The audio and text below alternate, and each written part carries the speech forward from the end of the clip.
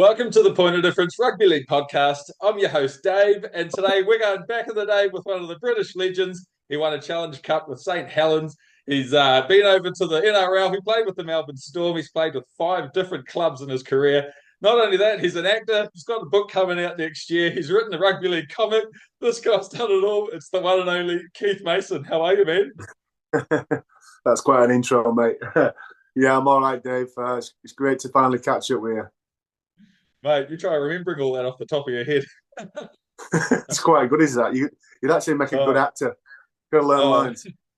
Mate, I was like practicing before we got online. I was like, no, don't forget. Sometimes I've balled up the odd intro and had to redo them. So that I didn't do that today. So that's great.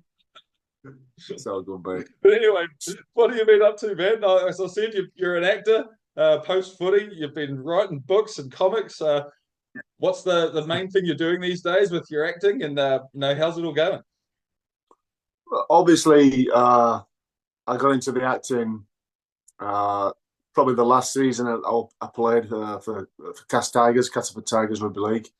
I was friends with a legend of the acting game, Mickey Rourke, and Yes. he gave me a call and he asked me if I wanted to be in a movie. And I mean, I was training at Castleford at the time. Yeah. I says, well, when's this film and where is it? And he's like, oh, it's going to be in London next week. Can you come down? So I kind of blagged off training that day and went down to London and got my suit on and got my lines, learned my lines. I thought I was going to be in the film as an extra. But then I realised I'd be actually doing some scenes with Mickey, which was even more fantastic. And it was an unbelievable experience, and that just opened up a door for me in Skin Traffic to go on and do many more other films. But obviously, I'm a lad from Dewsbury Moor, not from Hollywood or London. So, Yeah. I wasn't brought up around thespians. You know what I mean? I was brought around rugby players and hardworking people. So.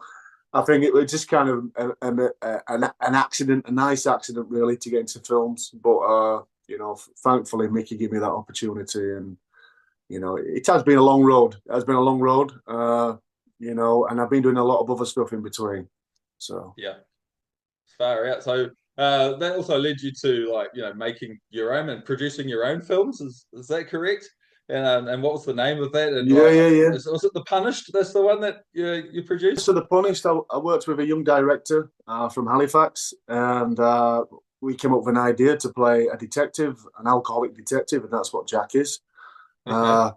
And believe it or not, we didn't really have a crew. It was just me and him at that time. We had a vision, and then I reached out to a few friends around, the West Yorkshire area where I live. Brought them in. They all did a great job as extras, as actors. Yeah. And we were actually filming the film on a £250 camera. So it was just like, it was against all odds for us to make this film. Right. But we made a little beauty. And, my vision was to get the film sold for a company to pick it up. And we did get iOctane Pictures who picked the film up. We had a premiere for the film, which was in Leeds at the Everyman Cinema, which was an amazing evening. We had over 300 people there, red carpet. And just going from an idea of making a film to actually getting it on the big screen and then selling it to be now sold worldwide, buy it on DVD. You can get it on Prime, Apple, Google. It was incredible, but the journey of making the film was something that I really, really enjoyed. Bringing people in and kind of like being a captain of a rugby team. You kind of like playing that leadership role, bringing people in and telling them where Yeah. they need to be and supporting them and encouraging them. And if you like your thrillers, you like your detective thrillers with a bit of serial killer in there, then you'll enjoy The Punished. It was a great film for me. I played an alcoholic, kind of messed up type of dude who goes on to play a cat and mouse chase with this serial killer. So if you've not seen it, Dave, you must get it. Dude, I'm all over it. I love serial killer thrillers. Yeah. that's right up my street, man. I absolutely love that. So what's it like though? Like, you played league all your life, but like, what's it like to act and like get behind the camera and not be self-conscious and throw yourself into it like 100%? Yeah. Is there any similarities that you could draw from your rugby league career that you could take into acting? Yeah, well, I think obviously with rugby league, look, I've been lucky enough to play all over the world. I've played with some of the greatest players of all time. And like I've been around these amazing professional athletes, these guys who I've learned from, fantastic coaches like Craig Bellamy and Nathan Brownie and Millward, all these old school type of guys. Yep. You pick up a lot through your rugby career. And I have picked up, rugby league is my life. It's been my life since I was 6 years old. I retired at 31. I kind of retired quite early, probably earlier than I should, but still had a 14-year career. So in that time of playing, I learned a lot about leadership, teamwork, togetherness, getting back up, falling down, never giving up. And I've took all them attributes forward with me into my life that I live now. So I have to thank rugby league for that. So then when I was on film set, for me, I'm quite a driven person. I like to have goals. I like to set myself goals. If I don't, I'm lost. And I thought I found acting, a challenge for me. What did I have to lose? So Exactly. when I went down to London, Mickey flew over to London, and I'd just gone through a high court case, and I was very stressed, and then I had a bit of stress in my shoulder. I couldn't sleep. I was quite nervous. But then I put my suit on, I put my red tie on, and I was ready. I was ready to go. It was like before the game, any rugby league player will tell you, you get into the Right. dressing sheds. 90 minutes before kick off, the guys having a bit of fun. But then when it comes to about half an hour just before warm up, for me, I was a different person. And I was a bit of a joker. Then I put my armor on, and I'm ready to go to war. So it was Right. very similar for me when I stood on a film set. It was a different environment, obviously. I'm not playing in front of thousands of fans or whatever. But I was very focused. I had these 13 lines that I needed to deliver perfectly. Yeah. And I didn't know what I was doing. I ain't got a fucking clue what I was doing. So, I wasn't an actor. I didn't go to acting school. Mickey's just like, just be yourself, Keith. Like, and I'm thinking, well, you're all right saying that. You've been doing it for 50 years. You know what I mean? So Exactly. I did get on set, and we delivered lines, and Mickey were joking about. And I remember, there's some great actors in this film, Skin Traffic. There were Michael Madsen in there, Daryl Anna, Jeff Fye, Eric Roberts. And I played Mickey's henchman. He was Mr. So I was Mr. Steiner. He was Mr. Vogel. I played his henchman. He was the boss. And I remember a friend of mine, boxing great Joe Calzaghe, came round to the hotel where we were shooting the film. And we'd been there a couple of hours. And then Mickey says, hey, Joe, could you do us a favour? Could you hold on to this money? So Mickey literally got paid about, I think it was about £250,000 in cash for a day's work. So I'm thinking to myself, if he's getting paid £250,000 for one day's work, surely if I work hard at this, I can get that. But anyway, I've never earned that much money. But I remember just mad how Mickey made that much money in one day. And I didn't want to be an actor because of that. I just thought that was a crazy, crazy thing to happen. But I just thought, like, if I put as much effort into the acting as I did into my career, who knows what can happen? And I'm that type of guy that will give it my best shot. I'm an all-in type of dude, and I have done over 13 different films and TV work. But Imperative is probably my most proudest achievement so far.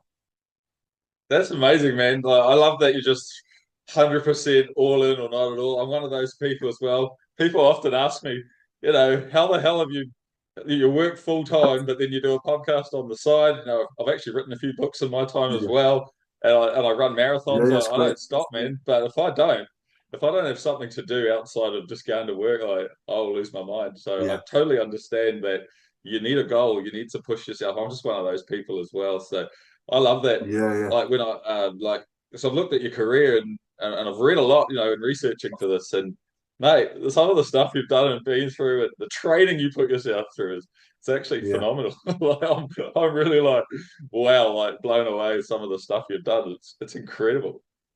No, I appreciate that, Dave, mate. To be fair, it's like for me when I retired from sport, I was like I was lost. You know what I mean? All I'd ever Yeah, done was I'd done sport from being a young kid. yeah, Come out of school, I made my debut at 17. I was playing against big men as a prop, as a front rower. So what you don't realize when you make your debut at 17, 18 years old as a front rower, you need to be tough. Because when I played back in those days, back in the late 90s, oh, I was going up against Joe Vagana, oh wow, Jovangana, Barry McDermott, Terry O'Connor. I had to be tough. And so, and I wasn't like the biggest prop. I'm just over 6 foot 1.5. I was probably 99 kilo, 98 kilo when I first started playing. But what I did is I was competitive and I like to play the game aggressive and hard. So I had to have no fear. But absolutely. it is a very difficult position for a young man coming through his front row. And, I played nearly around 300 games at that level, at the highest level. I never played, in the championship. I played in the NRL, and Yeah. it takes a lot out of your body. But like I said, it was tough for me when I retired. I kind of had to put the cue on the rack and say goodbye to the athlete. That is what's one of the hardest things for any athlete to do, any professional athlete. Absolutely. And it took me a long time to get go in again, if that makes sense, to get my mojo back. Absolutely understand. I've talked to a lot of people. I generally ask people, what's it like, when you get to the end of your career and all you've known is footy? And a lot of Yeah, people, or some people are like, I was just so ready to stop, but they might have had a qualification or something they'd done while they were younger. yeah, But then a lot of them are just like, oh, I was lost, no idea what to do with myself. And I guess a lot of no, players go through that mental, stress of the time of like losing yeah. their identity. Absolutely. I think because I left school early. I wasn't the best pupil. I got kicked out of pretty much a lot of my schools that I went to growing up. But it's funny because I do go back to one of my schools. I'm friends with the last school I ever went to, Whitechapel Middle. I'm friends with most of them teachers still now today. So they're Awesome. kind of proud of me of what I've done since I left school. But while I was at school, it didn't seem that way. It seemed like I was going down a slippery path. But I did, get my head around, not wanting to let my mum down, and growing up with the way where I grew up. I grew up in a council estate in Dewsbury Moor. I was in a hell of a lot of trouble. Uh, using my hands and getting in trouble with the police, and you All right. know, I, I, I talk about all this in my new book, my Yes. autobiography. I don't want to give too much away because that part of my life of being a young kid who was in a lot of trouble, and then turning my life around, going on to have the career I did. If you said that to me as a young 14-year-old, I'd have said that you're full of BS. But I, I believe I did it through drive, determination, and failing. Being let down and being rejected by clubs as a young kid trying to come through. Yes. Bradford, Leeds, Dean Bell, for instance, said I'd never play Super League. The great Dean Bell from New Zealand. But Unbelievable. he did years later come up to me and say that I proved him wrong. And I remember him coming up to me after the Challenge Cup final in 2004, and he thought I was one of the best. He thought I was the best forward on the field, and that was very nice coming from someone like Dean Bell. Yes. But I did thank him. I did thank him for telling me that I would never make it, Yeah. because that gave me the fire in my belly to want to succeed. So sometimes, people, if you listen to someone's narrative of your life, uh, it could be bad or good. I think at the end of the day, you need to believe in yourself no matter what. Absolutely, man. Sometimes that I don't know that you can go two ways when you get maybe bad news, like what Dean Bell told you. You can either take it, use Yeah, it as fire to make yourself better, or you yeah, can go the other way, which is probably not the way you want to go, but it's sometimes there's truth in it, and other times it's an Yeah. opportunity to be yourself. Well, look, I didn't. There probably was a lot of truth in it. I probably wasn't ready at the time. I was 17. I'd been trialing at a few Super League teams. I got picked for England schoolboys. Most of the boys who played for England schoolboys, they've been Leon Price, Rob Burrow, all these great players. And there was only me and Wayne Price who hadn't been signed. So when we came back from France, I trialled at a few teams. I went to Bradford, I went to Castleford, and obviously went to Leeds. And then obviously Dean Bell said that to me. And to be honest with you, I wanted to quit. I wanted to quit, Dave. I was upset because, like, wait a minute, that's not just once being told, but 3 times by 3 different coaches. But I stuck at it as hard as it was. I eventually signed for Wakefield, and I never looked back. Amazing, man, amazing. So when you were like getting into rugby, like how did that rugby league journey start? You said you had a troubled, youth. So we'll just leave it at that. So we save it for your book. But how did you go from getting in trouble to transitioning into I want to be a rugby league player? Like what drove you? What was it about the game you love? And as I said, you were a phenomenal trainer. So where did that drive come from? What drove you to reach the heights you got to? Uh, I think one of my motivations was not to let my mum down. Okay. She was a single mum, and 5 kids, and I was second to youngest. And because I put my mum through a lot as a Okay. as a young boy, I just thought, for me to be a good person, a good man, was to make my mum proud, and also I could see where my life was going as a young kid, and I could see that it was going nowhere fast. Okay. So that gave me the determination to want the drive to want to succeed. I grew up in Dewsbury Moor. I started my young journey as a 6, 7 year old. I went to Dewsbury Moor. Okay. The Burgess brothers and that, Sam Burgess and that, they played at this club, and Working. people like Lee Gilmore and Matt Diskin, some really good players have come from Dom Young, Yep. Sydney Roosters. So we got Really? a lot. Dewsbury's a fantastic place. Steve-O, Eddie and Steve-O's from Dewsbury. So you've got some legends of the game from this old mill town. Amazing. And I just, I was always quite a good young player. I was quite big for my age. Okay. Always seemed to get into the rep teams and stuff. And then eventually at under 16s level, we went on to win the Division 1 championship for Dewsbury Moor. Yeah. And me and Matt Diskin, who played a lot of years at Leeds.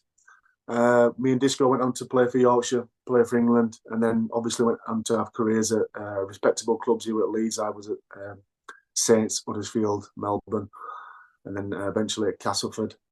Amazing.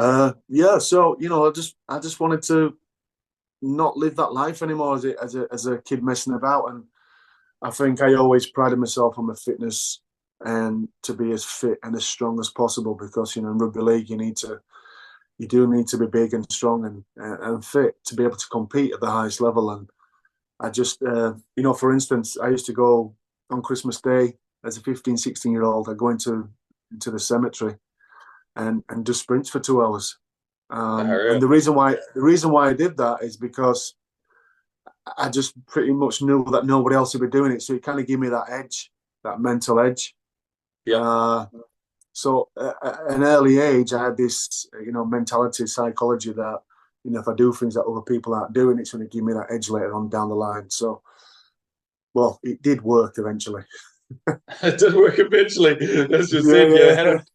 you had a few knockbacks before you finally got that that crack into the Super League. So tell us about the story of how you finally got that opportunity to play Super League. Yeah. So obviously John Harbin, who was the coach at Wakefield Trinity, he brought me in, give me a trial, signed me on my first contract. Wasn't a lot of money, probably about $4,000 a year, maybe. But I was buzzing. I was in a full-time environment. We had people like Willie Poach in there at the time. Yeah, wicked. Tony. We had Taps, Tony Tatupu. Oh, he's a Mike. legend. Yeah. I loved Taps. We had Tony Kempy. Well, Kempy Wow. was a guy who actually gave me my debut. So I remember Kempy coming up to me and he goes, "Hey, you ready? Are you ready to play this week?" So I was training with the first team, but I was playing academy football, right? And we were playing Wigan on the Friday. I think it was the Wednesday. And I turned around and goes, "Playing this week?" Yeah. Of course I am. Yeah, I don't know. We're playing on Sundays, right? He goes, no, mate, you're playing first team. You're playing first team. So I went, Wow. what? I was like, I'm 17 years old. I'm like, right, okay then. But for some reason, I didn't end up playing. But then I did play the week after, I think, against Huddersfield Giants, and then that was when I was thrown into my official debut. I was just turned 18. Right. We played with Huddersfield Giants, and I remember being in the dressing sheds, and Marty Masella was in there. Marty Masella, he was a big hitter. He was an old school type of prop, Right. and he was a great guy, good mentor for me.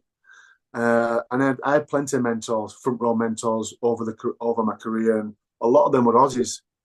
Okay. Julian O'Neill was a Kiwi, big prop who played for New Zealand. Yeah. Jules Yes. Yes, I know him. Yeah. Yep. Jules was at Wakefield at the time. So I did play a full season with Jules, but when I made my debut, Marty Masella was like, he was riling me up. He goes, "Listen, Keithy, mate, you're fucking tough, you're strong." He says, "You got in this team because you're good enough. Now go out there and Nice. fucking show these." So that and I was that type of old school prop. I had no fear. I wanted to run hard and tackle hard and and be that person. I could throw my body about, get stuck in. And if you look back at stuff like that, just them little conversations is what shapes you into the player you're going to be. Yeah. By the elders paying it forward and instilling that confidence into you. Isn't it amazing though how just one little conversation from someone who's done it, been there, he can give you so much confidence by just saying, "You're here because you're good enough." That's all you need. Like, you don't have to go out there and, "Am I good enough?" Is, "I am good enough." Yeah. And those are priceless moments of advice, wisdom. Yeah. Just like him clarifying the reason why I'm playing is to say, "Look, you're here on merit, and you're going to go out there. You're going to," and it did me well. Even though, I remember, I think it was David Lomax. I think he tried coming and killing me. I think he was a Kiwi legend, wasn't he, Lomax? Yeah, he played over at Canberra as well. Yeah, he was playing in that game, and there were Dale Lawton. So I was kind of like cannon fodder. Every time I got the ball, these big human beings were flying at me. But I think you've got to start somewhere. So I definitely did it tough, but I wouldn't have had it any other way. And within 18 months, I was playing for Melbourne. So I kind of went like this real quick. Yeah. The year after, I had a full season at front row forward, playing front row, and I was 18 years old, so I had a standout season. I got a Young Player of the Year award. Obviously, I got picked for Wales. I went to play for Wales. Yes. I got a call the day before, and it was Neil Kelly, and he said, "Would you play for Wales tomorrow?" And I'm tomorrow. like, "You know what? Yeah. This is what. That's crazy. I was training with Wakefield, and John Harbin came up to me. John Harbin was the coach then, Arbo, and he said, "Look, Keith, will you play?" I said, "Well, I'm not really Welsh. I'm British." So, there's a story in that as well. Like, I do have Welsh in my family, but is it strong enough for me to be Welsh? It's not, because I was born in England. And I said, "Well, will this jeopardise my future as an England player?" He says, "Well, we'll get something sorted out." So what happened is I goes, "Look, I goes, you know what? I'll play. I'm going to play." So, and we were playing England, fully fledged. It was a test match. We played, they had Sculthorpe, Andy Farrell, Chris Odlinski, Paul Wellens, McDermott, Terry Newton, the late Terry Newton. They had some fantastic players. Yeah, so they had a world-class team. Our team, they were all championship players, apart from the great Kieran Cunningham, who was playing loose That's forward. right. Now, so what I did, I went down to Wrexham. I remember it was run through, so I went down to Wrexham, jumped in the run through session, which is the day before. Uh, Saw Kieran Cunningham, like he walked past me. Hi, Keith, you all right, mate? Now Kieran was someone who I had a poster on the wall. I had a poster Right. of Kieran on the wall. He was like one of my favourite players who I looked up to. And now it's like, I'm going to be playing with this guy. That's crazy. It's That's just yourself, amazing. mate. Yeah, and the day of the game, I remember going into the sheds and I started the game at prop, and I remember hearing someone in the toilet being sick, and I'm like, I'm in the urinal, I'm having a wee, and lo and behold, Kieran Cunningham walks out and he's wiping his mouth. And he looked white, and I'm thinking, he looks scared to death. He looks more scared than me. So I just thought, wow, this is like, an introduction to international football. Yeah. And I remember going out onto the field, and we had no chance of winning this game, right? We had no chance. We had nothing to lose. And for me, it was like, it was an opportunity to show what I can do. Absolutely. I was 18 years old. I was 18. I was still a kid. And I remember straight off the kickoff, we kicked it down the field. I think it was Paul Deacon, and he kind of got the ball, but I took him out from behind. It was a bit naughty, but I took him out, right, and I just set the stall out for the rest of the game. And I remember we was 26-10 up at halftime. Wow, that's incredible, mate. That's incredible. Yeah, we was 26-10 up at halftime. It's probably one of the better games I've played. And then they eventually came back and beat us 30, I think it was 36-28. So if you think about that team we had, apart from Cunningham and myself and one other player,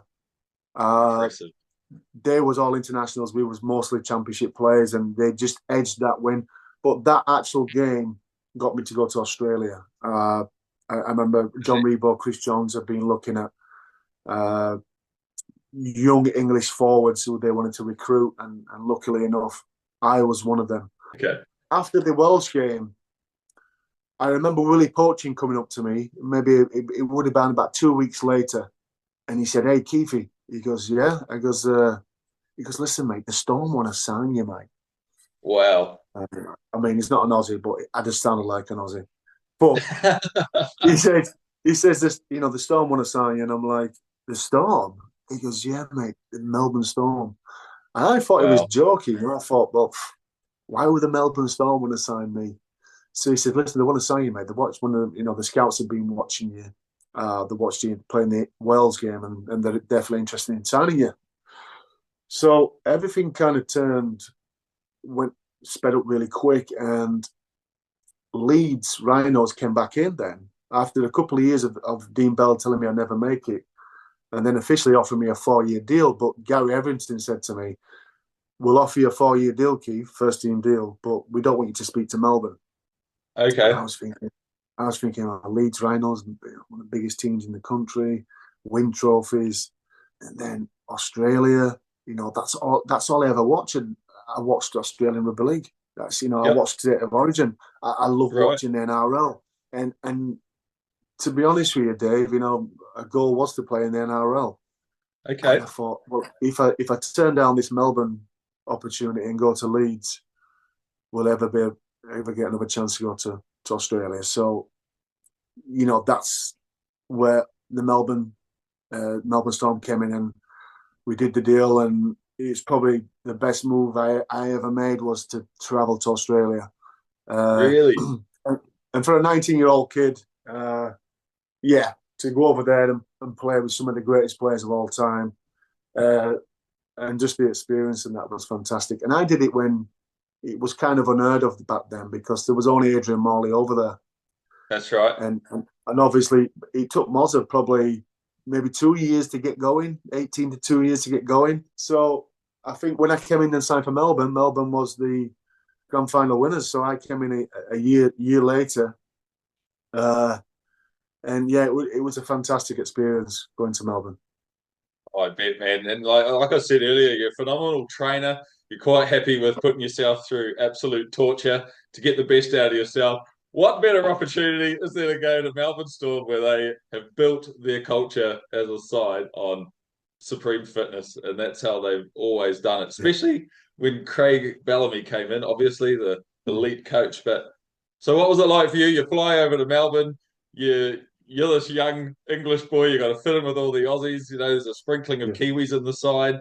I think Cooney was there, Matt Ruhr, Richard Swain, who are those boys, and Keith Mason's got to mix it in with all the lads. So what was it like once you got there, fitting in with the guys, like, and what was the training like? Give us all the good stuff.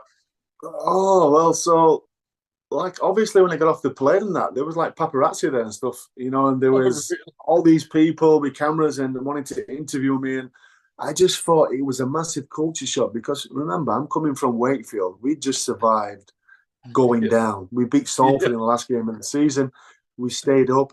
So I was used to playing in a losing side, a side of what was always, coming off losing by 10 points, 16 points, just missing out on meeting Bradford from a struggling team. Not there are a lot of good players in that team, but it was like a lot of players come from all over the place and all stuck together. And sometimes you need a team to have chemistry and gel. And I just don't think at the time Wakefield didn't have that winning culture. So I went from not a winning culture to a winning culture to play in the NRL.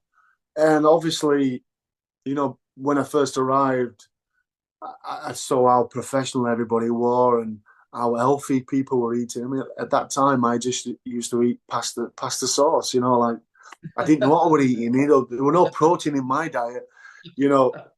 So the whole setup and how everything run, how the players train. I mean, I was a fit kid, but when I went there, I was one of the unfittest. So It was a massive shock to me having to acclimatise to the weather. I remember moving in with Cameron Smith. Wow. So Cameron, me and Cameron sit around the same age, and Barbara, who was his wife now, were living with us, and then Jake Webster, who was Kiwi. Boy on the wing, yep. Yeah, I remember going to bed. I think it was the first night I got there, and just crying my eyes out. Really? Because I realised that, well, I'm in Australia. I'm 12,000 miles away from home. I can't just go see my mum. No. And I would everything hit me all at once. And I was like, wow. So I thought, you know what? Get a grip, roll your sleeves up. Let's get stuck in. Okay. And I remember going to my first ever session. The boys were like, it was touch. It was touch, but it was body in front, right? Okay. This is a story about Richard Swain and Stephen Kearney. I mean, you think about it. When I walked into the dressing sheds, you had Robbie Ross, Rodney Howe, Robbie Kearns, Richard Swain, Stephen Kearney, Matt Orford, Marcus Bai. Yeah. I believe there was around about 24 internationals in that team, right? Unbelievable. But Scott Hill, and they were like Keefe, and everybody was cool. They made me feel welcome. Just amazing people, fantastic people. But I remember specifically going to the first session. Obviously, I've been speaking to the coaches and stuff like that, so I came to the session quite late, and they were playing unopposed. And I remember watching, and it was quite full on this game. And I was stood at the side, ready to go in. And I remember Stephen Kearney and Richard Swain, they collided. And I remember he hit him pretty hard, Swain, Muxie, pretty hard. I remember Muxie getting up and just clobbering him one, full-blown smack. I don't know what happened. But they're like fighting. They're full on fighting. And I thought, is this a joke? Like, but you could see the competitive nature of the culture of the club. Everybody wanted to win. And I think just seeing that was seeing the passion. Obviously, the boys shook hands. They were best of friends, Swar and Muxie, right? But seeing that, it's like that to me is like music to my ears because I like that stuff. You know what I mean? Okay. That to me is showing that they care. But I just thought, wow, well, this is my introduction to Melbourne Storm, and yeah, we did train hard there. We did train hard. Mark Murray was the coach there the first year. Yes. Unfortunately for me, I made my debut against West Tigers. Well, it wasn't a debut; it was a friendly. I scored. Had a really good game. And Yep. then we travelled down to Queensland, a few of the boys. Billy Slater, Cameron, Cooper Cronk, all those boys went down to play for Brisbane Norths. Yes. And that's when I got my first really bad injury. I did my medial free ligament in my knee. Okay. I went back. My shoulder nearly touched my foot in a tackle, and I was out for 6 weeks. So my season didn't start really well. Took me a long time to get back into the team, and then I made my debut against New Zealand Warriors. Oh, nice, Which had nice. Yeah, they had Monty Beetham, they had Jerry Siu, Yeah, they Mark had Tukey. Peliasina when Yeah, Peliasina used to catch the ball off the kickoff and run like a to the madman. beast. Yeah, Kevin Campion would have been there. Stacey Yeah, Jones. Kevin Campion. Yeah, All they're the all there. legends. They're all there. Amazing. And Yeah. it was funny because we came out at Olympic Park and they played the AC/DC song Thunder. Yeah. And to come out there and make my debut was unbelievable. I was still only 19, so I think I was the youngest ever British player at that time to make my debut as in the NRL. Okay. Wow. I was probably a little bit overawed. Yeah, I was probably a little bit overawed by the occasion. It was all like, wow, 1 minute I'm playing in English Super League, now I'm playing in the NRL. But it was a fantastic experience for me to be out there. It definitely made me a better person, made me especially a much better rugby league player. But ultimately, going out there, experiencing life, Yeah. different cultures, I was very lucky. I'm very lucky, and I loved it. I loved my time out there. I'm not surprised, mate. I mean, it's the sort of that you get those building blocks from a really professional outfit like Melbourne Storm. It can only improve you as a player. And was there any stuff that, like Craig Bellamy, when he arrived, was there any horrible, torturous things he put you guys through? And how did you cope with it? Well, Did you end up becoming one of the fittest sort of players over time at the club? yeah, well, to be honest with you, I think when Bellamy came in, there was another English lad called Ian Sibbott, and they didn't offer Sibbott a full-time contract. He had to go up to Queensland. But Okay. Craig Bellamy came up to me, he goes, a bellyache. And he said, listen, Keith, I've heard great things about you. The boys love you here. They think your work ethic's great. And, he gave me a big rap. And he said, look, I want you part of the squad. And I was buzzing, I remember getting there a day late. So, I mean, not realizing, obviously, the flight was booked to come back in. And then he came up to me and he kind of grilled me at first. Okay. He was like, Keith, mate. I mean, what's going on, man? You're a day late. I'm like, shit, really? So, but Craig Bellamy was, he was a good person, a good human being. He was all action. He came in, and I remember we did the Tan Track, which is the botanical gardens. What go around? Tan Track goes around the botanical gardens in Melbourne, and we do a time on the Tan Track. And I remember, I think I did my first run about 16 and a half minutes. This was my first ever run, by the way. I remember doing the second year I was there. I wanted to go back. I just played for Wales again at Millennium Stadium. We played against New Zealand. Yes. I remember coming back. I was around about 99 kilo, but my body fat was like 9%. I was really low. I'd been training. I didn't even have a rest. I went straight back in the gym. Soon as the season was done, I got back in the gym. I was training with my friend Dickie Jazovic in Batley. I wanted to come back fit, and I came back in shape. Okay. Probably a little bit too much in shape. You know what I mean? I think it's important for you to have a rest in pre-season so your body does recover, because when you do a pre-season at Melbourne, your body's going to be in bits. You know, they do train hard, and that was probably my hardest pre-season. And I remember we did the tan track. So we did the tan track fast as we could.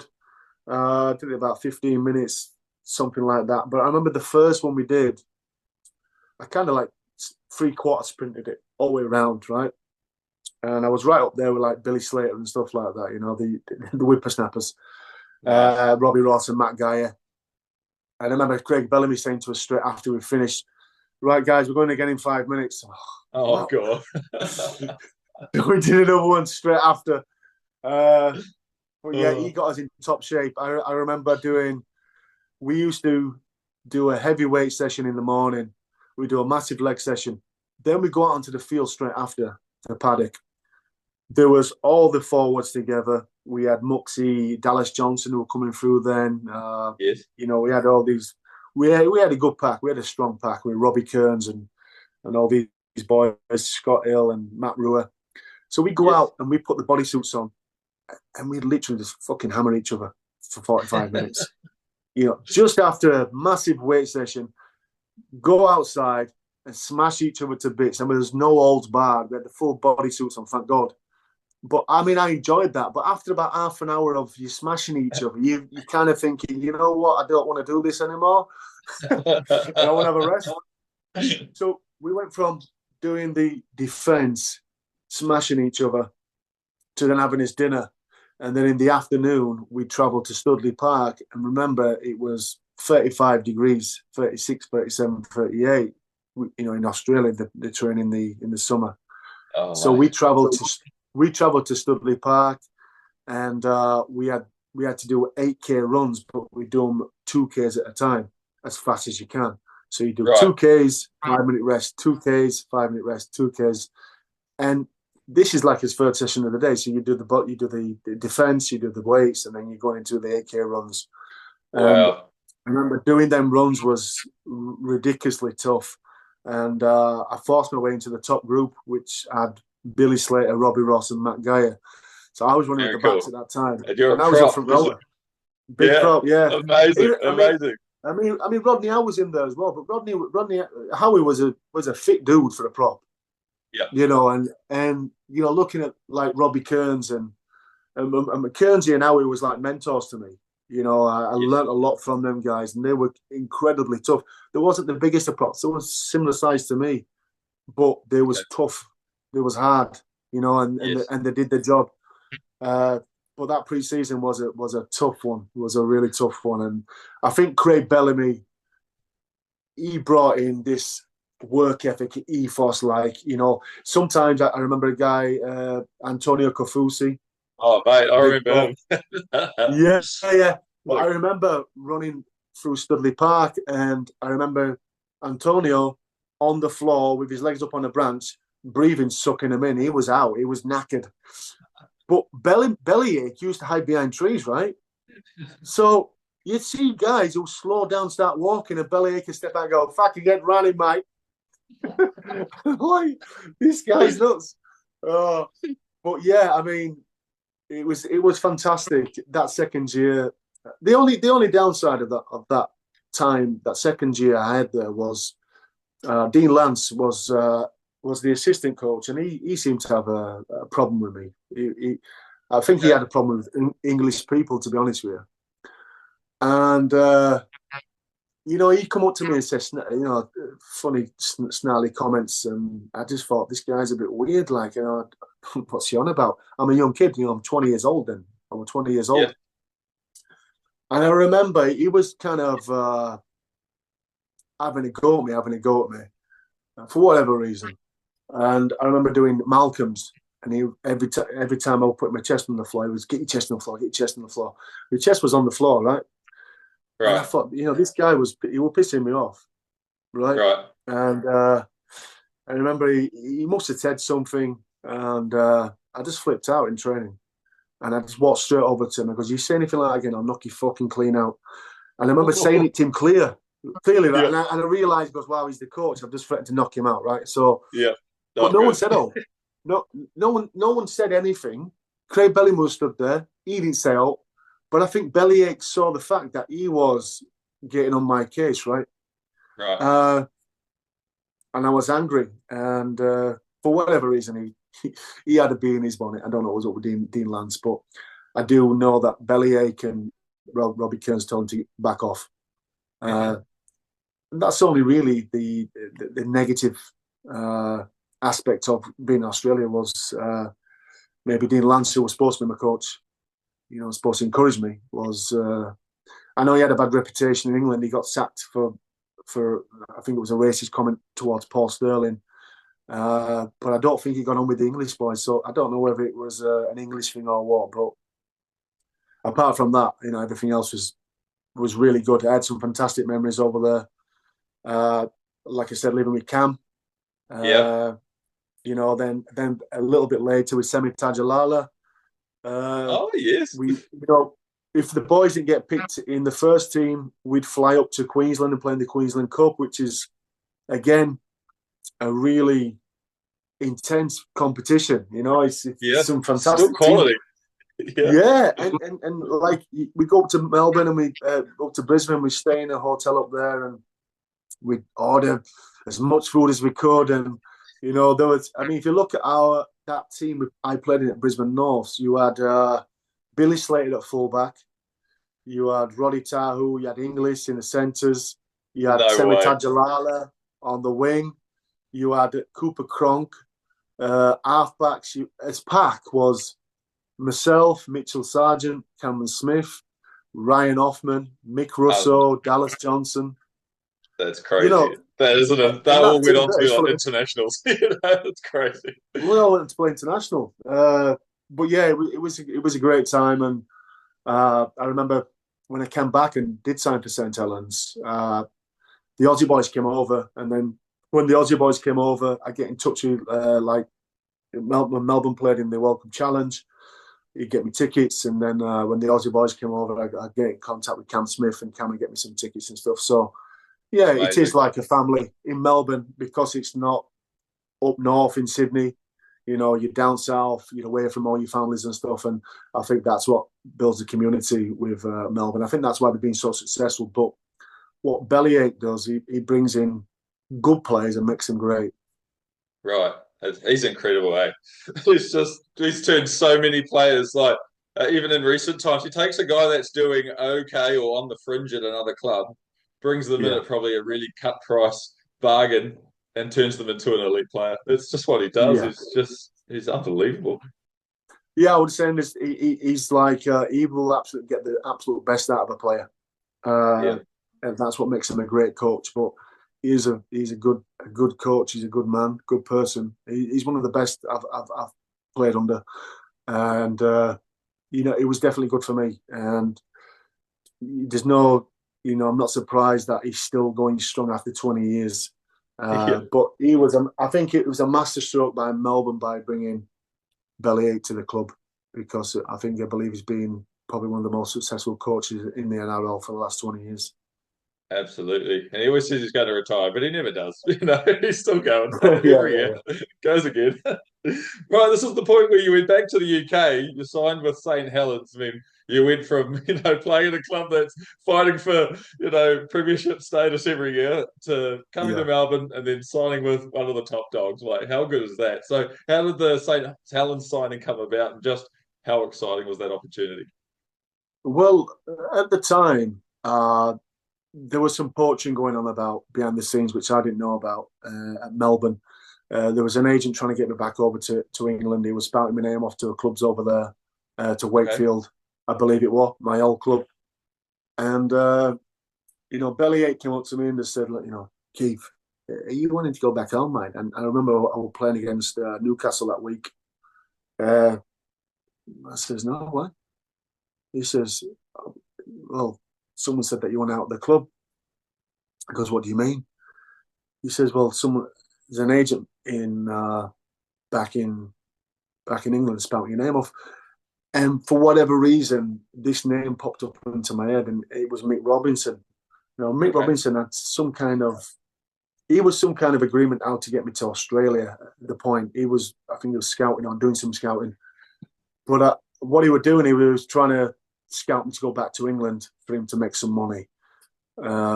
which I was pissed off about, to be honest with you, because I didn't know nothing about it. But when the Super League had a sniff that I could potentially come back, even though I didn't want to come back, I was happy. I was playing more first grade games that season. The big clubs started coming in. So Bradford, Hull, Sean McRae offered me a good deal. But the one team that I always thought I'd go back to, and the one team that I would only go back to, was St Helens. Right. You know, if you look at the team, they were the champions. You know, they had world class players there, Yes. and they came in offering me a good deal. They came in. Millward was the coach at the time. They were going to guarantee me first team football. They was struggling with front rowers. I believe they had Darren Britt there, who was a phenomenal front rower. So Big Barry Ward were there, but Barry wasn't getting in the team, and they didn't really have any other front rowers. They had young Tim Yonkers, Mark Edmondson, John Stankovic, but these guys was not props, they weren't front rowers. So, you know, Bellamy offered me a good deal to come back. And I just thought, you know what, to go back to Saints right now, guaranteed first team football, probably opportunities to win trophies, as they was the current champions. But for some reason, they were struggling. They were struggling with injuries. But in 2003, they were struggling. So they offered me a 3.5-year deal, and I signed it. And I remember talking to John Rebo, and says, you know, I said to Rebo, I said, look, Reeves, I'm going to go back to England. And he said, like, Keith, you know, we want you here. We want you to stay here. We'd rather you stay here for the next 10 years. And he goes, well, that's very kind of you, John, but I think I'm going to go. Okay. You know, if you think about it, being in Australia on your own, it does take its toll, you know, like as a young kid. But I felt like I'd done my apprenticeship in Melbourne. And I felt like it was, you know, to come back to England, it'd have to make sense.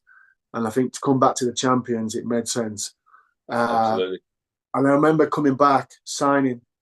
I got there on the Saturday, and I went to watch St Helens play Warrington on the Sunday at Wilderspool, at the old Wilderspool. I remember Paul Sculthorpe scoring a hat-trick. Now, Scully was absolutely in his prime. He just won 2 Man of Steels. I mean, the guy was 6'3", 98 kilo. Like, he didn't have a shred of fat on him. And he could pass a ball like Wally Lewis left and right. You know what I mean? He was unbelievable. He's a gun. He's a gun. Yeah, and I remember watching the team. They beat Warrington, and then they walked into the sheds after. And I remember walking into Darren Smith, who was playing centre. They got the Aussie. Britty with her. I remember Koenig team. Darren Albert. Oh, Darren Albert. Awesome. Yeah, Wellens. All these guys checking. I was checking all their hands, and you know, they welcomed me to the club. I remember doing my first session in there. I just realised that, wow, this is some team. You know, I just stepped in with Sculthorpe, and I remember looking at these players like Cunningham and stuff, and I was just around a bunch of superstars, really. Yeah. You know, and you know, when you're playing a great team, they make you better. You know, and I've been lucky enough to play in some world class teams, but this team was probably the most talented. This team, especially the 2004 season. Yes. But I went on to make my debut against Wigan. It was a Good Friday derby. Yeah. And I remember going out onto Knowsley Road, and I started that game, and they had Craig Smith in the front row and Terry O'Connor. Yeah, and Quentin Pongia. Oh, Quentin. We love Quentin. Quentin. Yes, unbelievable player. And I just thought, wow, this is amazing. And I think there was 17,500 people there, but it sounded like 50,000 at Knowsley Road. And we went up 20 points up that game. So it was 20 points to 0 up. And I remember they coming back into the game, and they beat us 21-20. Oh, you're kidding. That's yeah. So I believe it was Luke Robinson's debut, and Luke Robinson scored an hat-trick, and he was only a young kid. But yeah, I got thrown straight into the deep end, and I think I played about the rest of the games. I came halfway through 2003, so I played 16 games that year, and then I had a good pre-season off. I remember playing with Darren Britt. So me and Darren Britt was the front rowers with Cunningham, and then we had Chris Joynt, Jay Snooper was there, School Fault. We had an amazing team. I mean, Darren Smith. Man. I remember Darren Smith. I mean, I was a fit guy, but Darren Smith, he prided himself on fitness as well. But I've never seen a centre who kicked chase as hard as him. He was amazing at that. Oh man, he was just like, yeah, it just, you know what, unbelievable. Like some players I played against, and you just look and you think, wow, you know, is he, you know, a lot of players have all the different little skills and stuff, but I think Darren Smith, like his attitude to chase down there, and what happens is that's like a ripple effect, and that'll make your teammates next year run just as hard. So he was setting the stall out. So there's a lot of stuff I was still learning. I was still, you know, 21 years old. I was still a young kid. The second year, we had a good pre-season. We bought Killer in, bought Jamie Lyon in. Jamie Lyon just retired from NRL. Manly legend. If you talk about centres, he's the best I played with. He was unbelievable. And I remember Killer coming over, and he looked like a hobo. He was overweight. He had a beard, you know, and it's mad these Aussies, you know, they come over and they look out of shape and stuff, and then the next minute they're just in this phenomenal shape and they're killing it. And I remember Killer came over and got the Man of Steel. So that year was a fantastic year. We went on to win the Challenge Cup. We played every top team to get there, which made it more special. So it's a tough draw, man. We played Bradford in the fourth round. Then we played Hull. Then we had to play home quarter final against Leeds. Then we played a very good Huddersfield team at the time at Waddington, and we beat Waddington. And then we got to the final and played Wigan. That's ridiculous for Challenge Cup. Like normally you'd draw a third division or a championship team somewhere along the way. You got to play straight Super League sides to get there. Oh my god. So we went down the hard route, but I mean, that final was probably one of the best games I've played in. It probably is the best game, to be honest with you. The match of my life, and the whole build up to the final was amazing. I remember talking to Jointy. Chris Joynt was his captain. Sorry, Paul Schofield was captain. Chris Joynt was his captain, but he was telling me that, you know, he thought that, you know, the Challenge Cup was bigger than the grand final in England because it was so prestigious, and it's got so much about it. I mean, the Aussies watch it, the Kiwis watch it. You know, you've had great players like who were the great players who play Steve Kenny and stuff, and the other guy. Yeah, you had the halfback who played for Hull with the long blonde hair. What was his name? Peter Sterling. Peter Sterling. Yeah. So you've had some great players playing Challenge Cup finals over the years, and I didn't realise how big it was until game day, until we actually went out and the fireworks went off, and Lord abide with me, it was my first final. You know, they had Quentin Pongia and Craig Smith and Terry O'Connor in the front row, and you know, I was a young lion. I was 20, just turned 22. Wow, taking on Quentin. Oh my god.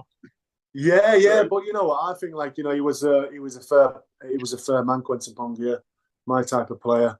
Didn't really have any shit in his game. And you know, when you play, the thing is, for me, when I played against big players, it brought the best out of me. So the bigger the better. The bigger the player for me, the better it was for me, because I had to raise my game. And we did eventually go on to win that game that day. I think it was 32-18. But there's no feeling like it, you know, to win my first Helens Cup. What's amazing. It like when you had that journey to go to Australia, you know, get that apprenticeship, as you said, to come back, you take the gamble. It's not really a gamble going to St Helens, but you go to a great club, but you get out there, you're in the final, you win the final, you lift that trophy, and then you go. You can even look all the way back to your teens when you were a troubled teenager, and you go, oh wow, look what I've done with myself by working hard and believing in myself. Yeah, that's exactly right, Dave. I just think when I picked the trophy up, it's like my whole life flashed before my eyes, knowing That's that what I young mean. kid who was on the wrong side of the tracks, and then a couple of years later, I'm on a Qantas flight going to Australia, and then I'm flying back to New Zealand, back to England, and playing in a world class team, and going on to pick that trophy up as a 22. I didn't really ever felt like uh, I didn't feel like I'd arrived ever until I actually won something. Until Right. like you do feel success. People feel success in different ways, but I never give myself that credit until I actually won my first final. But we was very clinical that day. Wigan, they weren't as clinical as us, but they had a fantastic team. There was a Yeah. really good team. Uh, and a few stuff went against them, but I think Sean Long was on fire that day. His kicking game was amazing. I think it was a good performance, front row performance from myself and Nick Fozzard. I think I had Love three that. Yeah. spells. I had three spells in that game, and I remember putting Paul Wellens under the post just before half time, Beautiful. which kind of hit the nail in the coffin. It went through about 8 pair of hands that try. But I remember Andy Farrell coming at me, catching, and just a little tip on to Wello. Willow went over just outside of the post.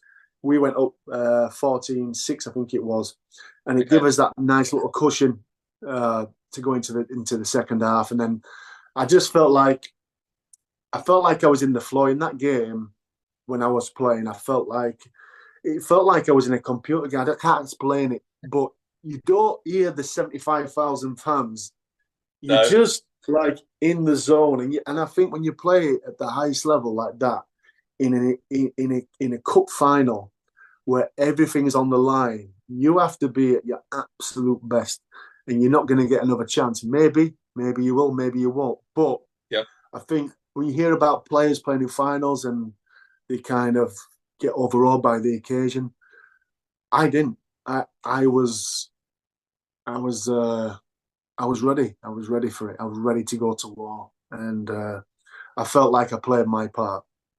Because if you think about it, you know, it's not a single man sport; it's a team sport. So when you Absolutely. hear these players who have won like 4, 5, 6 grand finals, you're not going to win 4, 6 grand finals without your teammates. Yep. And you should never ever take the credit like I am a grand final winner. I'm a Challenge Cup final winner because of the players around me. It, Absolutely, it, man. it That's wasn't. it's It wasn't. I was just part of the cog. Yeah, man. Very important cog up front too. You got to make those meters, or the guys out the back can't do anything. Well, Yeah. this is the thing. I think the great thing about Kieran Cunningham, and he was the best. I mean, Cameron Smith was a fantastic hooker, but I played a lot more with. I played 3 seasons at St Helens, and he was a true leader. He was a Yeah. very inspiring bloke for a big guy. He could play 80 minutes every week, no problem. Yeah. Uh, It's but amazing. he used his forwards. He wants to give you the ball because he wants those big boys going forward, playing the ball quick, so he can get Yeah. a roll on and jump out and get. Because St Helens are a team that like to play fast. They Yeah. like to play fast, and we normally blow teams out the water in the first 20 minutes. Yeah. Awesome, So eh?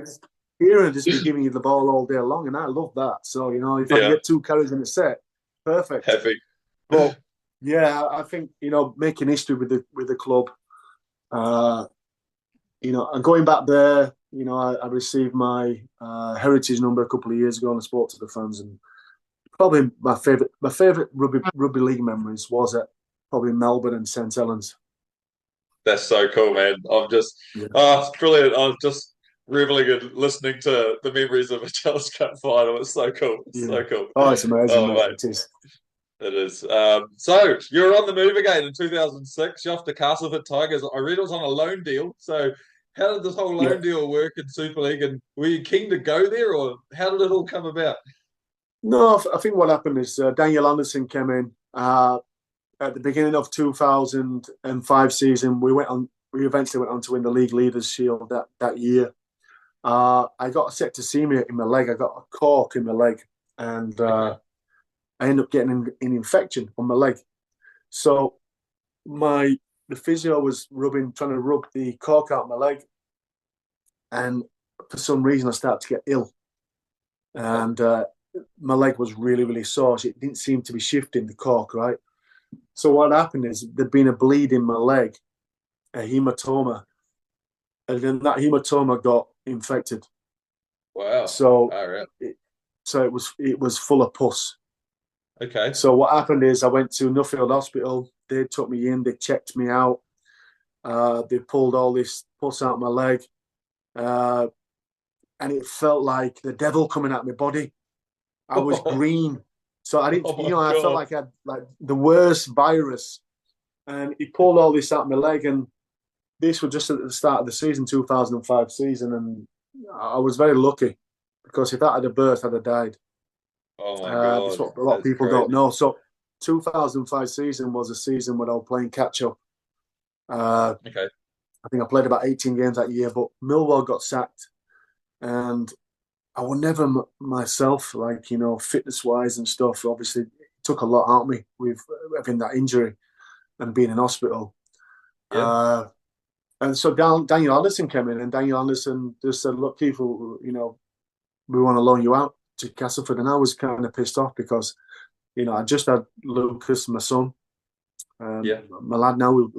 Lucas he's a big boy now. Yeah. He's a big boy Playing. now.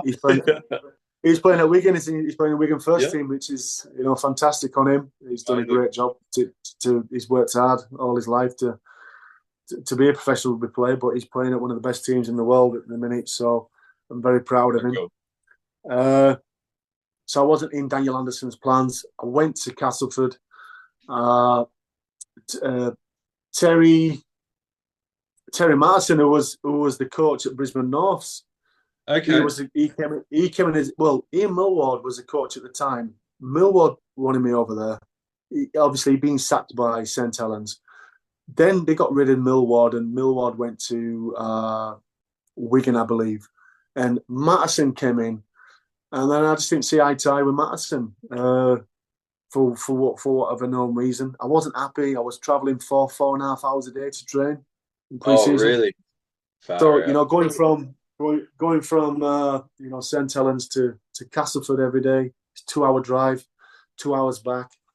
I was exhausted, Dave. I was I absolutely bet. knackered, and obviously a newborn baby, Lucas. Oh. Obviously he wakes up middle of the night, and Yep. so yeah, it was a turning point for me. But it was the first point in my career where I've had to face some adversity, Okay. something that's not gone my way. I didn't like the situation I was in.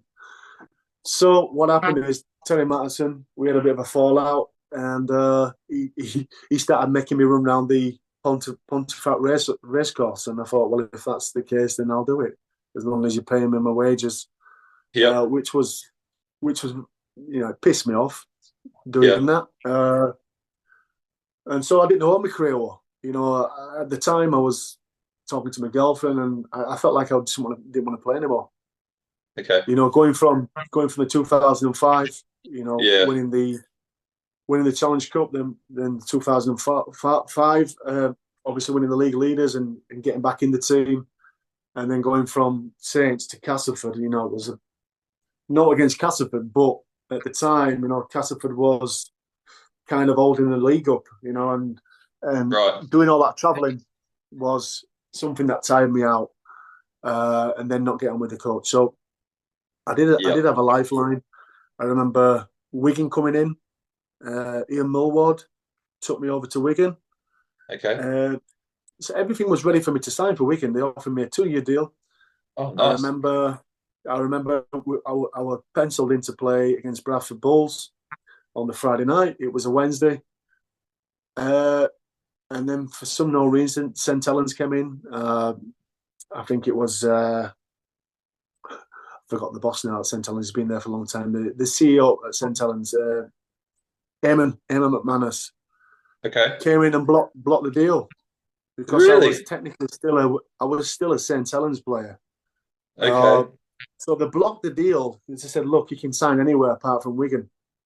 Oh, And as you know, the history between Wigan St Yeah. Helens, is they don't Enemies. like each other, mate. You know, No. it's just over the hill. You know, Wigan and Yeah. of the Billy They are Joe. the enemy. They are enemies, yeah. They are rivals, and I do believe the Wigan and St Helens is the biggest derby in rugby league. That's amazing. And I played some of the biggest ones. So that really pissed me off. Yeah, I So bet. then I got another lifeline from Huddersfield Giants. Right. The Giants came in, offered me a 2-year deal.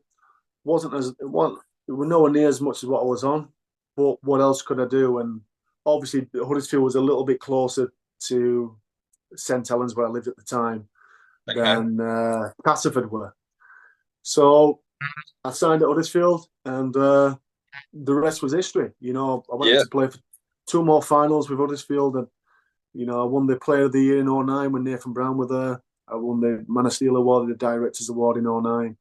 I played over 150 games for the Giants over 6 seasons. Amazing. Yeah, and I really got. Yeah, I think my best football was at Huddersfield. While I was there, we made Okay. a kind of, like a bottom of the ladder team to a top 4 team. Yeah. We brought in a lot of players like Kevin Brown, young good players, Luke Robinson, Stephen Wild, Martin Aspinall. Players like Luke O'Donnell came over. Brett Oh, great. Hodgson. He's a great player. Great player. Yeah, Luke is one of the best players I played with, and Tough. Brett Hodgson. So tough. Yeah, and Brett Hodgson was another one. But yeah, Luke Oh, was. brilliant. Oh, he's another great player. Yeah. Yeah, Brett Hodgson was one of the best I played with, and Luke became a good friend of mine. So he was like my type of player. So Yeah. we was good mates. We had some good fun while he was over in England. That's awesome, man. So did you beat Leeds in the semi-final of the Challenge Cup? So you went to another Challenge Cup final, but this time didn't quite get the result. But so what's it like being on the other end of losing a massive game, like something as big as a Challenge Cup final? Well, yeah. Well, the good thing is, I mean, we played at Odsal Stadium against Leeds, and we was massive underdogs. That Yes. Huddersfield team were massive underdogs. 2006. I remember coming in from the first game for Huddersfield, and John Sharp, who was the coach at the time, he put me in the game. He started me against St Helens, believe it or not. Now, St Helens in 2006 is probably arguably the best Super League team ever. They won Really? the triple. Yeah, they won the triple. Daniel Anderson were there. They won the grand final. They won the Challenge Cup, and they won the World Club Challenge. Amazing. Now, they haven't lost a game all season.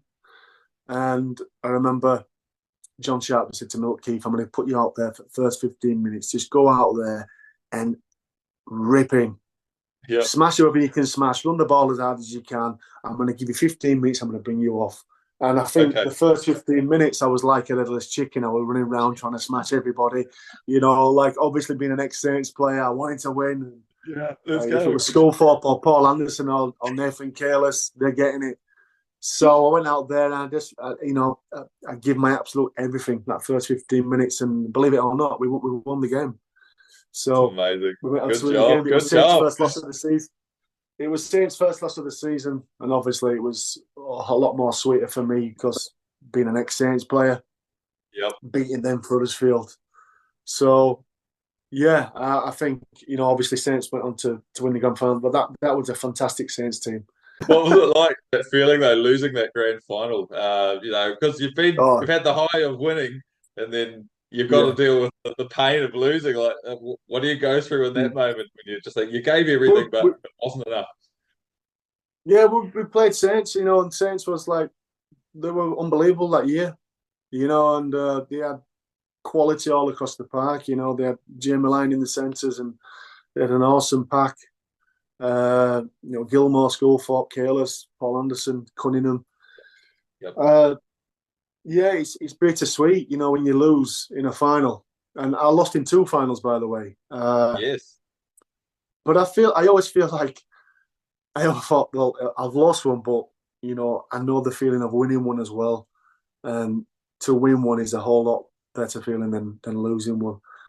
But I do believe, like in life and that, we do learn more from as losses than we do as wins in life. Okay. And it's very true that there's been a hell of a lot more losses in my life, like, than there has been victories. And I don't believe, like, we're not supposed to win all the time in life. Life is a constant battle of having to overcome certain struggles, whether it's yourself, with family, with jobs.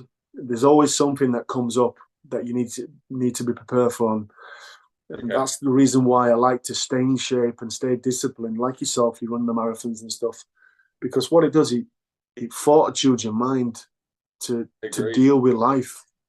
Yeah. It builds resilience in your mind, right? So for me, to be good at anything, I need to do repetition. I need to constantly do it because I'm not naturally good at a lot of stuff. But I think where my gift is my work ethic and the way I want to just go all in.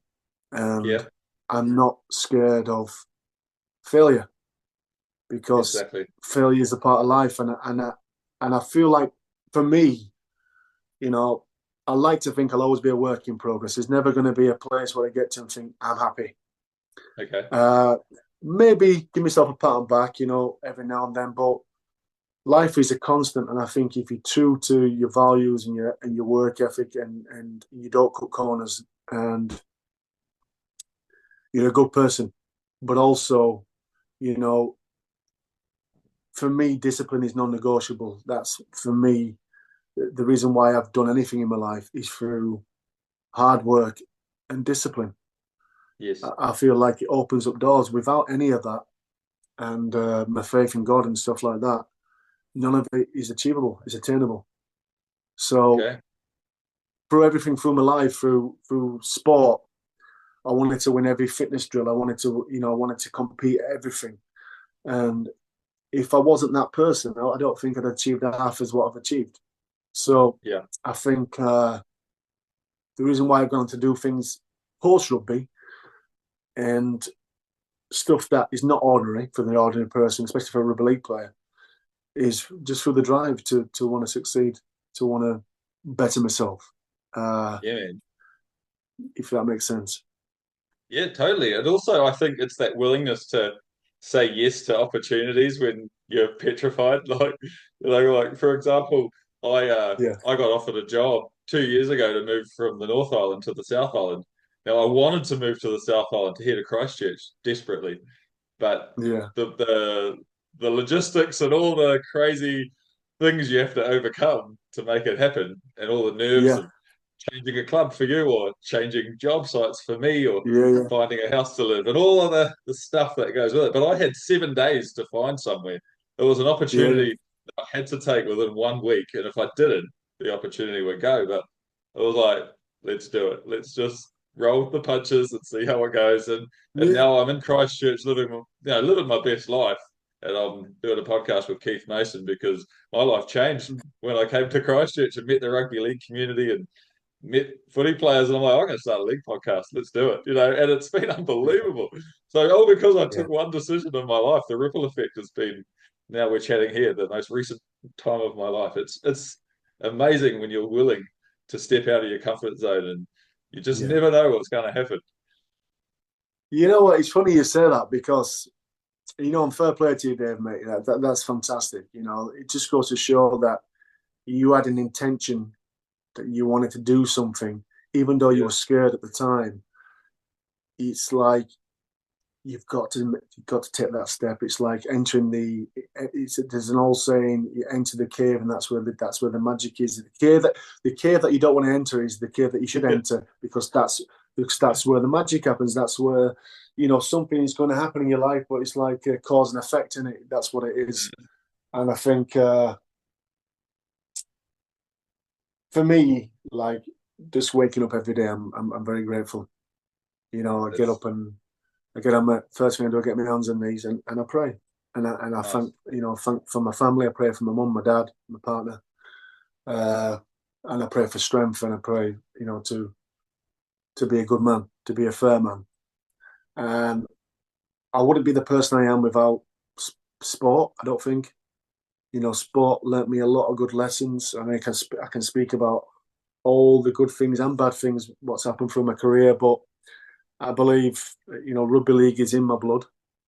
Yes. Rugby blood. It's in my blood. And, go see my son now go do what I did, and possibly even bigger, is something that I can't fathom how grateful I am.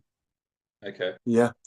And also being able to get up and do what I want to do and chase my dreams and get after my goals. All stems from being that young kid who never gave up, right? Yeah. Yeah. The young kid that was, everybody said I'd end up in jail or dead, or somewhere along them lines, and then not giving up. So me looking back at that young boy, that young Keith at 14 who decided not to give in, I'm proud of him.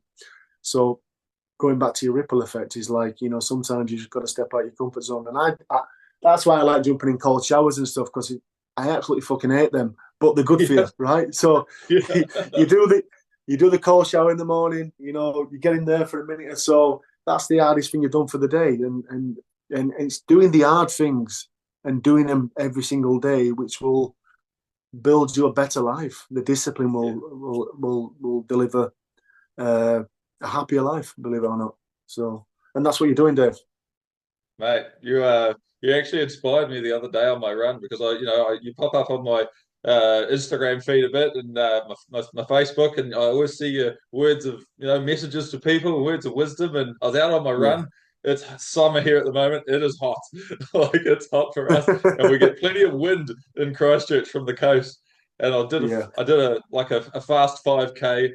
And I wanted to do 10, but I didn't have 10 in me for a continuous run. And I stopped after 5. I thought, I'll push this 5K hard. I stopped, and yeah, I was like, oh, I could just walk home now, because I'd just woken up from my day sleep, because I work nights. And yeah, then I yeah, was like, no, Keith Mason. I saw something on my phone that morning. I was like, no, I'm going to do another 5K hard and see if I can do another 5. And I did it, and sort of just got me through it. But I was just like, so you never know who you're inspiring when you choose to take yeah. the road less traveled, sometimes, and you just don't know what effect you might be having in someone else's life. Yeah, I think, well, fair play to you, Dave, mate. I'm glad that whatever message you listen to had that effect on you. I mean, sometimes I feel like, you know, sometimes you have wisdom in life, and that, for you to keep it to yourself is a waste. I think we're here to guide people and show people the way, and also show people the wrong way as well. And I have messed up a lot in my life, uh, and it has humbled me. It has humbled me. But if I get up every day and be the best man I can be, uh, then everything else around me will work in unison. But for me, being healthy, my kids being healthy and being happy, and my partner, making sure my partner is okay, and I get more from trying to help others than I do myself, and I believe that we stop helping ourselves when we stop helping others, whether that's through your actions, uh, or for whatever you say. But I think for me to be a good citizen and inspire people is more important than for me to feel great about what I'm doing. I feel like, if my book can inspire young kids who are in similar situations than I was when I was a kid, to find a way out, doesn't mean you have to be a sportsman or do films or whatever like that. Just as long as you can be a good Yeah, citizen, someone who can give back but also you've got to work on yourself. You've got to put a lot of work in yourself. And I think, being in the gym for me has saved me a lot of trouble. I have effed up many, many times in my life, and I put my hands up. But I think in life, it's like trial and error. And I feel like, when you do get to 40 years old, it's like life does start to begin, because anything before that is like research. very So, much. I think I have learned a lot over the last 10 years since retiring. Uh, when you retire, it's like a grieving process. That's what it is. Yeah, And you will not understand unless you've played at that level every single week for years, and having to be at a certain place at a certain time, and having these goals and being around your friends and being around your teammates. there's nothing can replicate that, Dave. Nothing can replicate it. So this is why a lot of rugby league players, sports people in general, struggle. And I did. I struggled. I'd struggled with alcohol and depression and, doing stuff I shouldn't have been doing. And it was just a vicious cycle when I retired. For the first 2 years of retiring. So I understand. People, sports people especially, when they go down a slippery path. But I think what kept me head above water was my fitness and my determination to get in the gym and stay fit and healthy and try to keep that positive mindset. And sometimes you have to force yourself out of a bad situation. Yeah, man. Absolutely. Oh, I find it very inspirational. I've only known you for like a month or two, just through connecting, which has been amazing. But what I've seen so far is like just you're really down to earth and you've got a lot of great wisdom from your journey to share with people to say this is what not to do. If you can avoid that, that would be good. Yeah. I just think I feel like when I write my book, I've been writing it for over a year now. I speak about the good, I speak about the bad, and I speak about the ugly. I think it's important for me to be honest with people, because listen, I struggled. Like you hear a lot of sportsmen do struggle, but I struggled really bad. To be where I am now, there's got to be some higher source that has pulled me through. You know what I mean? I don't think we're all here by accident, but I'm truly grateful. I mean, I'm healthier now than I was when I was 33. I'm nearly 43. I'm in better shape. I'm at peace. It's took me a long time to get the peace of mind. I think peace of mind for me now is the wealthiest thing I can have. And I'm sure for yourself, Dave, you go and you do your night shifts, and then you get your sleep and you go do your runs and stuff like that. That takes some incredible drive and determination to do that, because 99% of the people would rather think, well, I'm coming home, I'm having a sleep, I ain't going nowhere for a run, I'm resting. But most people think I'm crazy. Yeah, but with you, you're like, you're doing the podcast, you're speaking to all these great people, you've got this great energy. And it's people like you that inspire me. So, you said I inspire you, but when I'm watching some of your interviews and stuff, it's like you've found something that's your passion. Yeah, and 100%. You're very you're lucky. You're lucky because a lot of people haven't got that. But I think you've been looking for it, haven't you? You've been looking for it, and if you don't look for it, you won't find it. Mate, I've been searching for this. This is that one thing. I think my whole life, because I always call myself a jack of all trades, master of none. Like if I try something, I'll be reasonably good at it, but I'll never be the best. Like I've never reached the top of something that I've really tried. Like I've published 3 books, but I self-published them. I couldn't get a publisher. It's impossible to get a publisher, That's amazing. self-taught author. But it actually went quite well. But later on, it's like like I play music, but I never quite got there. I love writing music. I love playing drums. I like playing guitar. But I never quite got there. And then I've always loved rugby league since I was 12, and now I'm 40. And then this just sort of happened so organically. And I always get shit, from people. I love to chat, but and I love rugby league. I've got a memory bank of just all the players, the grand finals. Like I could pick a grand final, I could probably tell you who was in it, like, and who won it. And so it's like the perfect, I don't know, combination of me, to do podcasts and about rugby league, because it's just it's a great blend for me, and it's like falling on my feet. I just enjoy it, meeting new people, to make someone feel comfortable to open up. You've got like a minute to introduce yourself when they're either in person or online. You've got to make someone feel comfortable and vulnerable and open up, and I just enjoy it. It's just great. That's great. And do you know what? Like rugby league people, some of the players I play with, some of the best human beings you'll ever meet. Yeah. Because rugby league is like, and I say, like when I've gone to America and stuff, and Mickey Rourke, I used to, give him rugby shirts and rugby balls and stuff, and he was so intrigued about rugby league. And I said to him, like, they're probably the best athletes on the planet. All-round athletes, because you're having to sprint, you're having to, every time you get tackled is like equivalent to a mini car crash. I added up all the scientific. I spoke to a doctor, and we added up how many times I've been tackled and how many times I've fallen. And on average, it would have been over 20,000 times. Crazy. Now, my body's been through an incredible amount of punishment. And your body can go through so much punishment. Your body will give in before your mind, right? So you'll know when you do these long runs you do. Oh, trust me. Rugby league is not rugby league's not normal. I mean, you see like kids like Payne Haas, the big prop, he plays 80 minutes. The guy's a giant. How can you compete with someone like that? He's the fittest at the club. It's crazy. Like he is the fittest player in Brisbane. Yeah, well, this is the thing. But you will not get athletes like that anywhere else in the world. And rugby league it's intense. It's not like rugby union. Rugby union is like players are already up. They don't have to retreat 10 meters back and sprint forward and have all these tackles and stuff.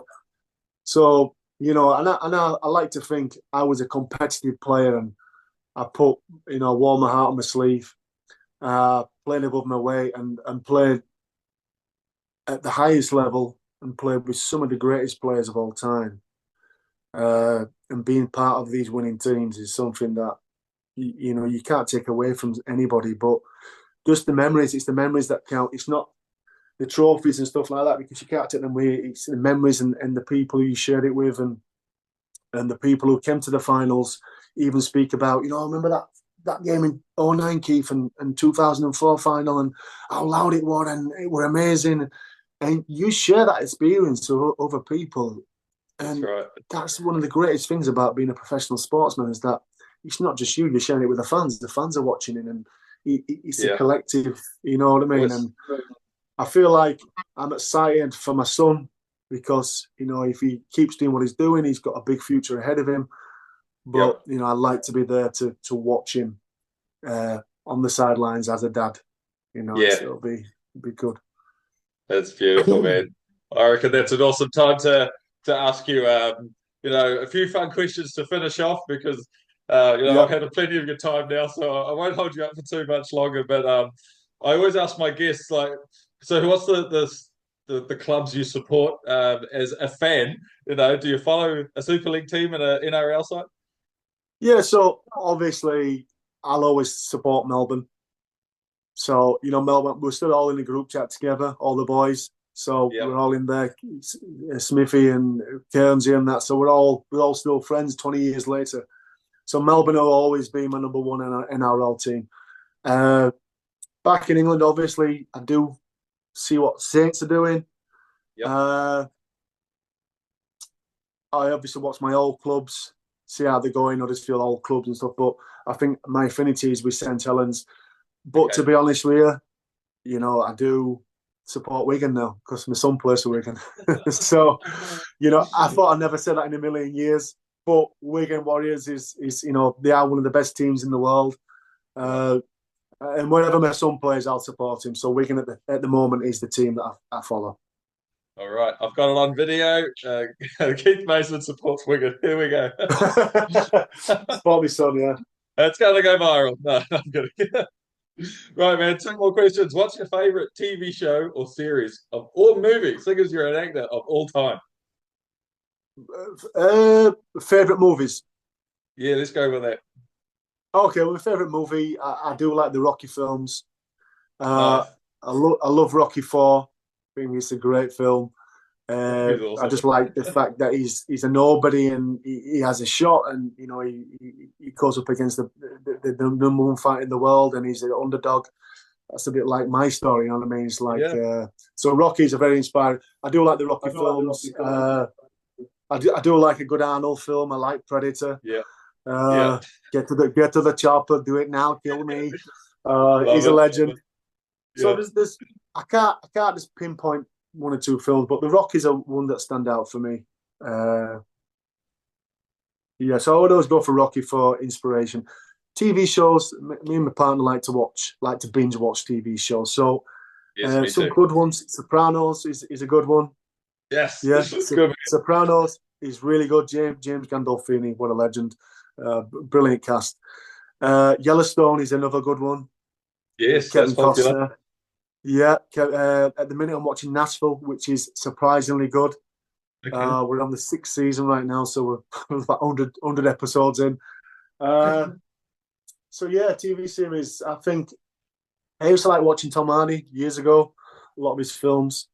But yeah, just at the top of my head, I think them three TV shows: Nashville, Yellowstone's good, Sopranos really good as well. I love that you said Sopranos first because that's what I'm watching at the moment. I'm on season 5. Come on, I know my my brothers, stuff. I'm telling you. It's fantastic, mate. It's brilliant. I love it. It's so good. Right, man. Last question. If you could only eat one meal for the rest of your life, what would it be? One meal. Well, my girlfriend, she's a fantastic cook, and she makes some really nice dishes. For the rest of my life, bloody hell, Yeah, it one might meal. have to be.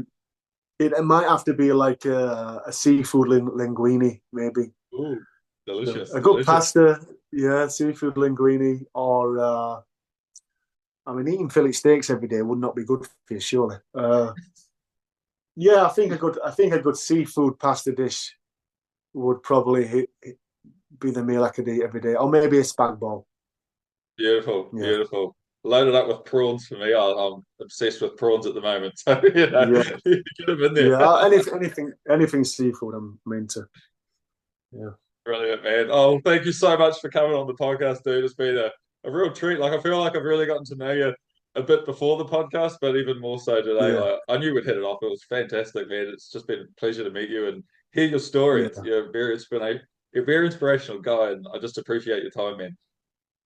Oh, you're welcome, mate.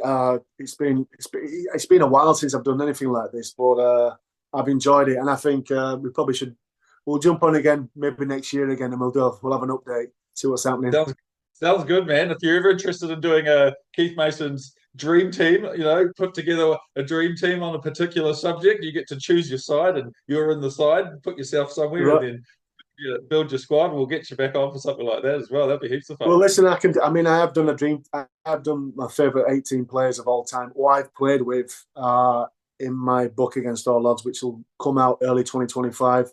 Cool. Actually, the author is in Australia. Sorry, not the author. The ghostwriter is in Australia. So hopefully it'll be released in Australia. So you both should get a book, and if you do, I'm happy to sign it for you, my mate. That'd be fantastic.